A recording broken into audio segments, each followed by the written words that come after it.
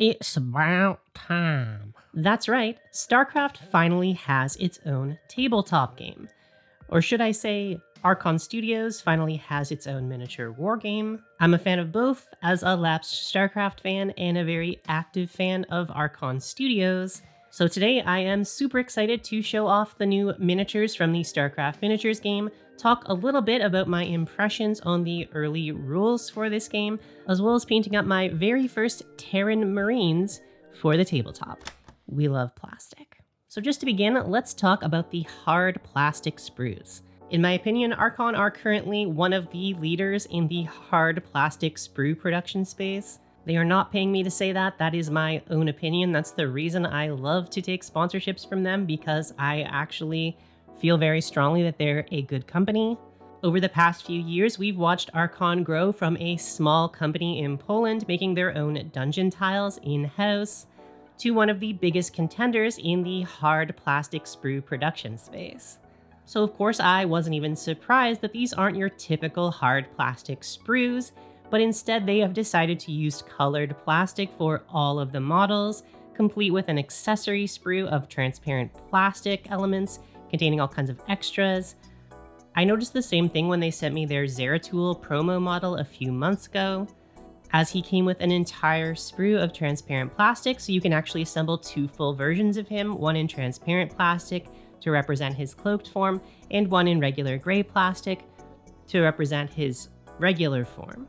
For these Marines from the starter set, we get 6 bodies over the course of 2 sprues. Most of them have alternate poses and different build options as well. There's a few different weapon loadouts. You can give the guns bayonets, you can give them shields, all of which have different effects in game. But we also get a single sprue of transparent orange plastic. This contains these sorts of shooting effects for the guns, crystals, which I'm assuming are either for your bases, or you could build some objective counters out of this to make minerals for the battlefield. And it also includes some visors for the Marines. You can get that iconic domed helmet look for your Space Marines. The detail looks really good, relatively few mold lines as you would expect from an Archon Studios kit. And the blue plastic even has this sort of pearlescent quality to it that gives it this kind of feel that it's a metallic surface. Something I really appreciate about Archon's production style is they have a really toy-like quality to a lot of their miniatures. I talked about this last year with that big boat they sent me. I've talked about it before also with a lot of their different dungeon tiles. I really enjoy that Archon includes lots of fun features like these transparent plastic parts, and it looks like the other units and factions will have their own unique colored elements as well. Overall, I think the models look quite good. They're pretty similar in size to a Games Workshop Space Marine if you're curious about the scale. And another thing I really like about the colored plastic kits that we get here is that you could treat these almost like Gunpla model kits if you're not interested in the miniature painting aspect. You could easily get yourself a little panel liner and some markers and just paint a few little bits on these models, because all of the main colors are already taken care of by the plastic. I think especially for beginners, it's really nice to see these sorts of accessibility things taken into account for those of us who just want to play the games without having to spend hours painting them first. I think this is a really interesting approach to take. Rather than going for pre-painted miniatures or fully unpainted miniatures, the colored plastic I think really helps this game stand out in an already saturated gaming market. Speaking of how the game stands out, let's talk a little bit about the rules. Hi, future editor Dana here. So when I scripted this video, all I had was that initial sprue of 6 Marines and an early draft of the rules. But between then and now, Archon actually sent me the entire starter set of the game.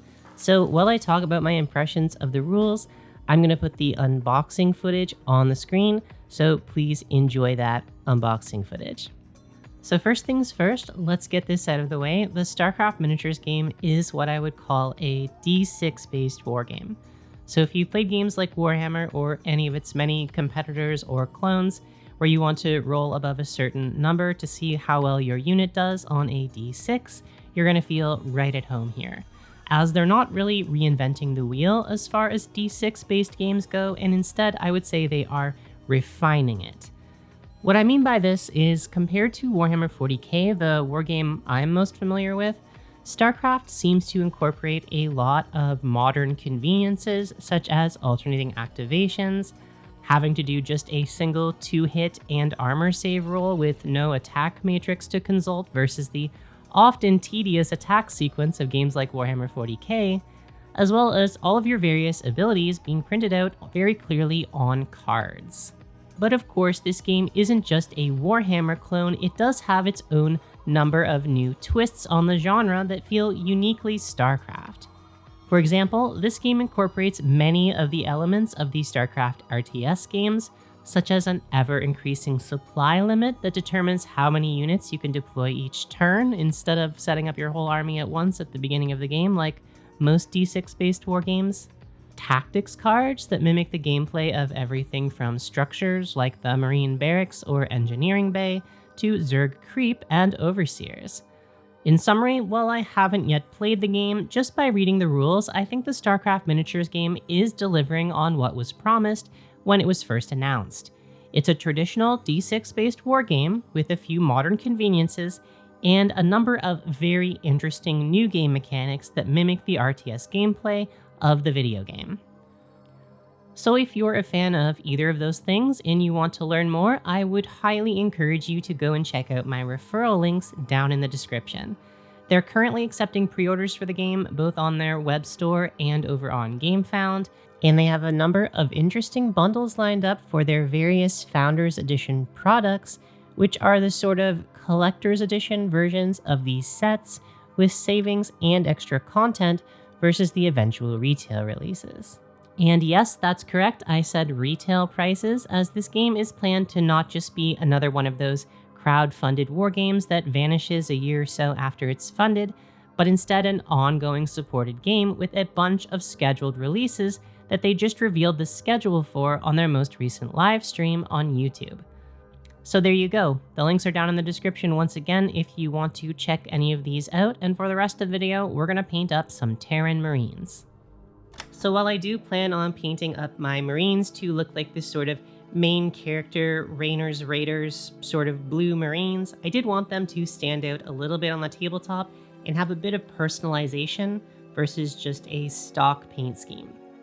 So I decided to do some interesting basing and lighting inspired by this piece of art on the cover of the StarCraft 2 Wings of Liberty art book that I happen to still have kicking around my house since I bought it way back in the early 2000s.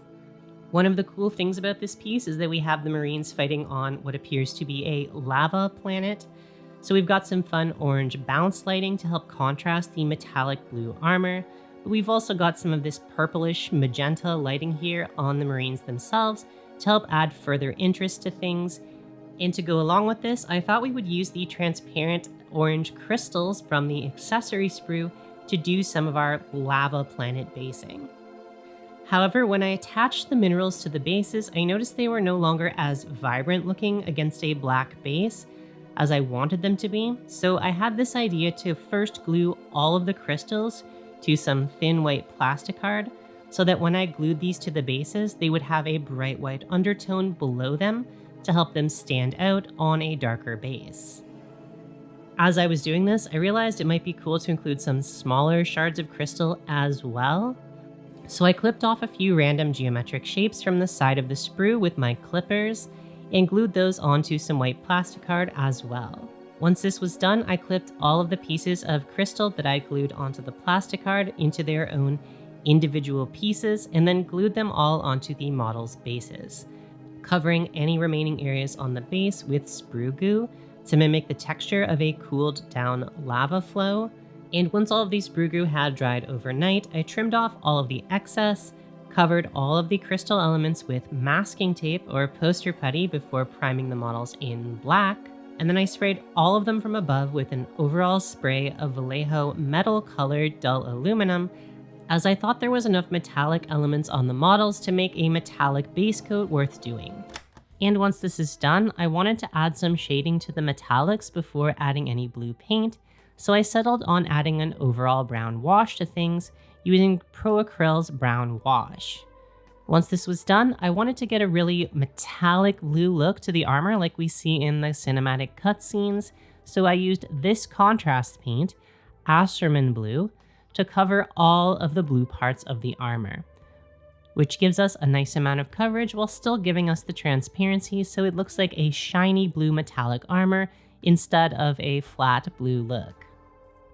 After this, I tidied up our blue and metallics application using our metal colored dull aluminum, as well as adding a few scratches and highlights to the blue paint on the armor at the same time.